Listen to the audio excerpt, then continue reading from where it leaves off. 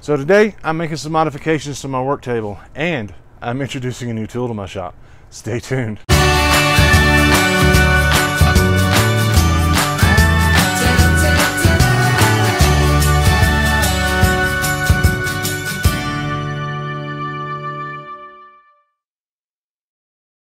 Hi guys, so for those of you that don't know, my name is Michael and I am the woodworker for MK Designs. And like I said, today I am modifying my work table behind me here, and you can already see what I've done because I didn't record this before I did it. So yeah, I'm adding T-track to it.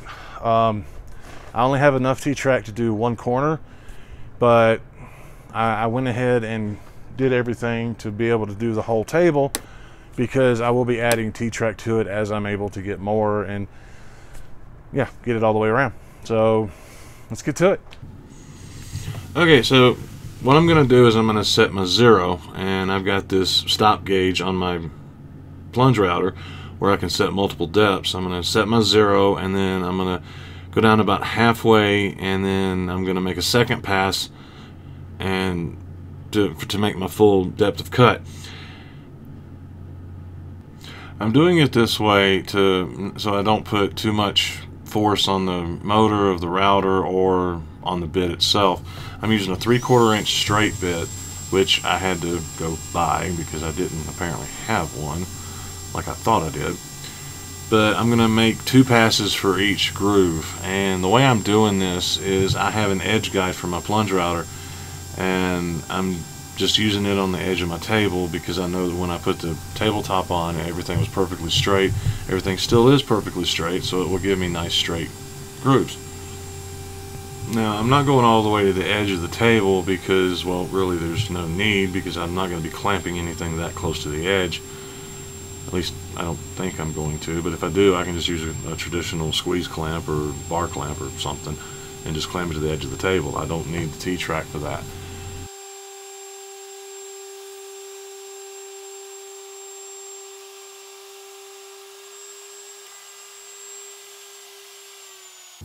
So after I make the first pass, I'll take my shop vac and clean out the groove, and then I will move my depth gauge and set to my next depth and make the second cut. The whole time I'm doing this, I'm not actually watching the router bit. I'm watching my edge guide to make sure it stays on the edge of the table so I don't get wavy grooves.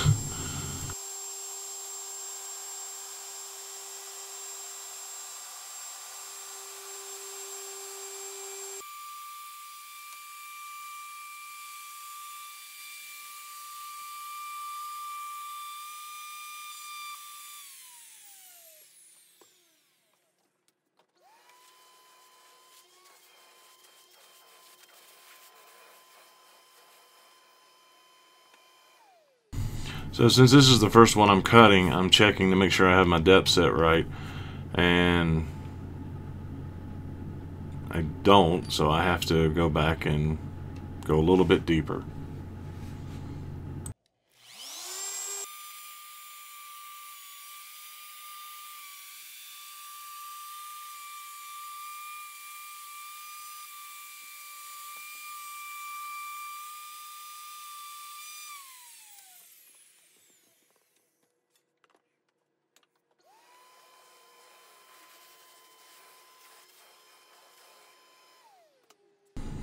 And then after that pass, I'll check again, and it's just right. The T-track is perfectly flush with the top of my table, so now I can move on to the other 3 sides.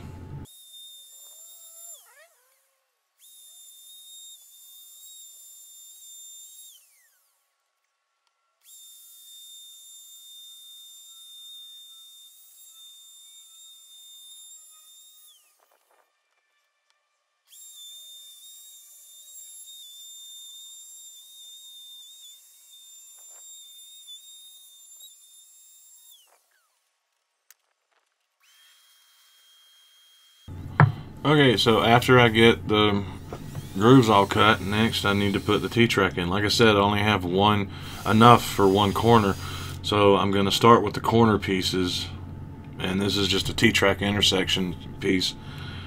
and I'm using a VIX bit and pre-drilling the hole so I can make sure that the screws are dead center, and then driving the screws. And once I have the corner piece done, then I'll move on to the T-track.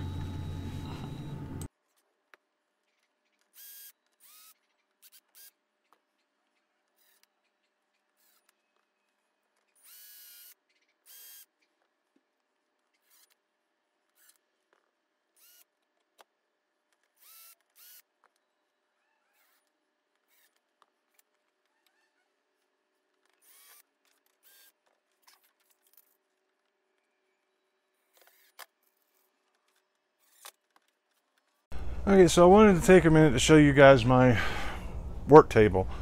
And I call it a table because it's meant to be used on both sides, not just one. That would be a bench. So it is a table. I know you guys have seen it in my videos, previous videos, and I showed it a little bit in my very first video, but I haven't really given any detail on it, I realized. So I'm going to show you a few little details on it and stuff like that. So first thing you can see from here is it's just a simple construction grade build. It's all construction lumber and 2 pieces of plywood. And I've had a lot of people ask why I have these feet on it, and they're like, does it add stability? Well, I'm sure it does. But the reason I have it on it is because I originally wanted 4-inch wheels on it, but when I went to get the wheels, they didn't have the 4-inch wheels, so I had to go with 5-inch wheels. So in order to get them to fit and not completely split the 4x4s here, I had to put those feet on it and screw the wheels into that, and so that's why it has those feet on it. But let me get the camera off the move the camera, and I'll show you some of the bigger details about it, and I'll explain to you a little bit more about this table. I do not have a build video for this table because I actually built this table before I started YouTube, but eventually I will be upgrading it to a torsion box top table, and I will do a build video on that one. But let me show you some of the details on this. Okay, so the top and bottom frame are built exactly the same. The front and back is an 8-foot 2x4, and I cut all the pieces down to fit, to make it completely 4 foot by 4 or 4 foot by 8 foot. And the way I accomplished that was on the joints. I did a half lap, and the 2x4 on the front and back are flush with the 4x4 leg in the middle and on the ends, and then I did the same across the 2 sides. And I ran these pieces across all the way down, and there's absolutely no glue holding it together. I just used some really strong heavy-duty screws, and the half-lap joints hold everything up and takes a lot of the weight. And so yeah, that's pretty much the basic build of it. Now right here you'll see that I have 2 sheets of plywood for the top, and there's actually a reason for that. Let me get things shifted around a little bit, and I'll explain to you why that is. Okay, so when I first built this table, I didn't have the table saw that I have now, the rigid R4512. I had a rigid R4513, which is a portable compact table saw similar to a contractor saw. And I was getting into doing some bigger projects, and I needed an outfeed table, and I was needing to be able to have a longer rip capacity and things of that nature. So in an effort to try and not go out and buy a new table saw, I built this table originally to work as an outfeed table for the table saw, as well as my workbench or work table. This piece wasn't here, and this platform here is where my table saw sat. And now there is glue used in this part on certain parts because the way I had to put it together, it just made more sense to use glue and screws. But at the bottom piece of plywood on the top, you can see this gap right here. That's where this was at. I just cut that out, set it down here, and I've got 2 grooves cut into it for my crosscut sled.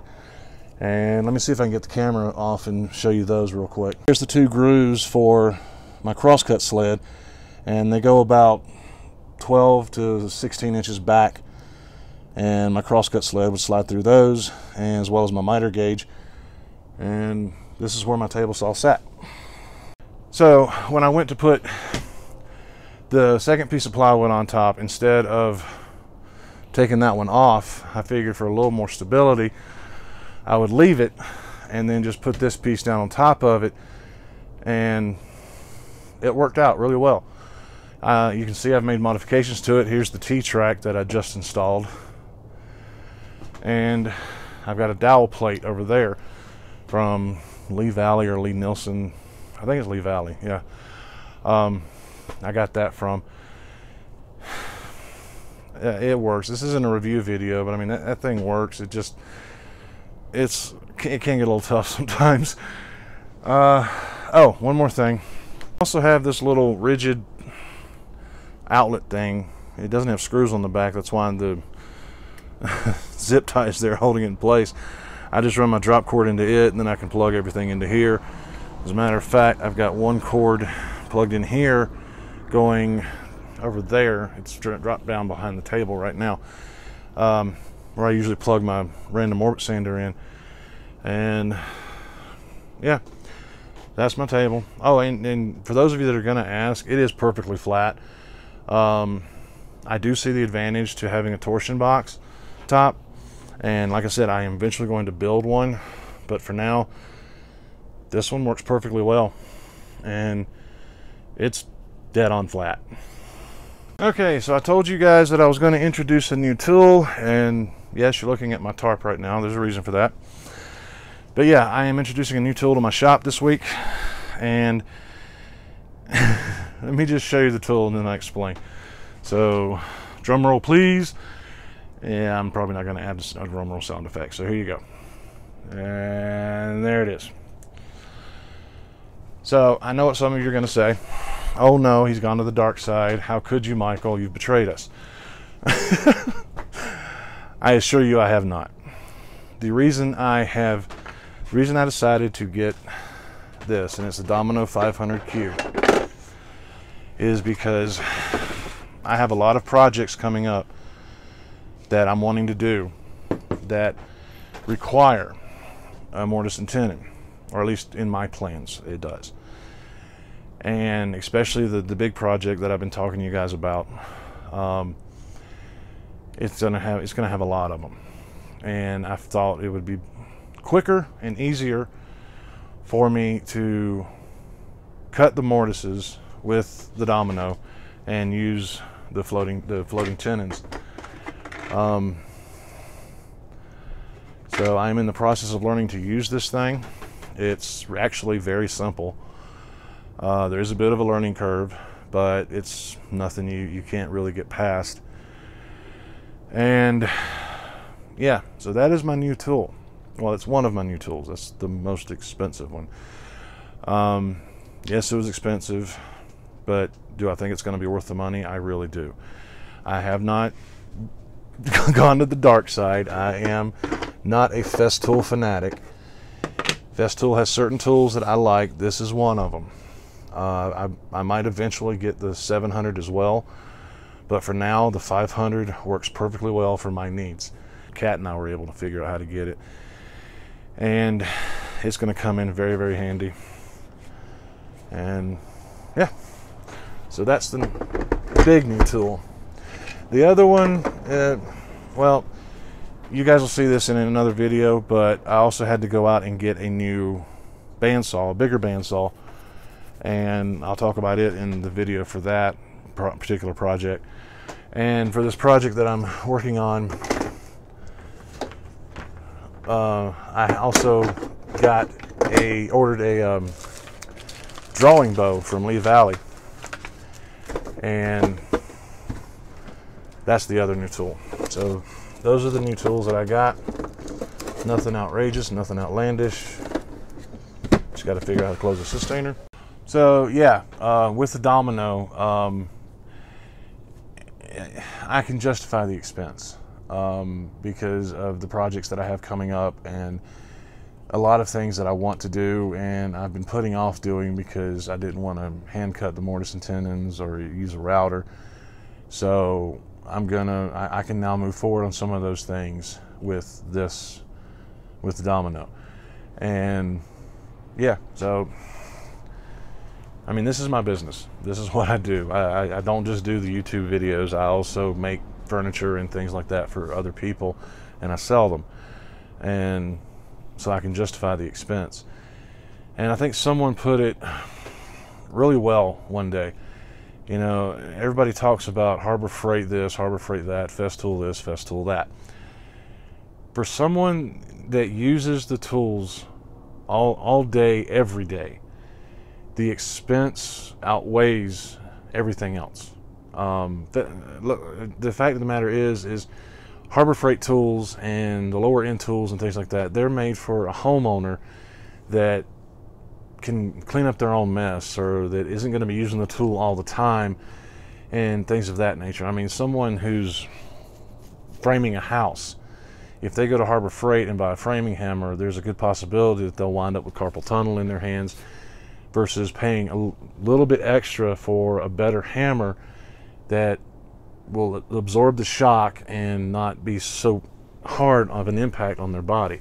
So they can justify the expense because of that, because they're using it all the time. And that's how I look at my tools. I look at my tools as, am I going to be using this tool all the time? If I am, then I can justify the expense, like with the domino. Now granted, I'm not going to be using the domino all day, every day, but I'm going to be using it enough to justify the expense. As a matter of fact, I have one project that will actually pay for this thing. So it's not like I've, you know, just gone and just bought a tool just because, oh my God, it's Festool. No, I actually have a need for it. I have a use for it, and I can justify the expense. So with that said, I don't have a big long spiel for you guys today. There's really nothing much to this video. I just added the T-track, wanted to show you guys a little bit more detail on my table and introduce the domino. And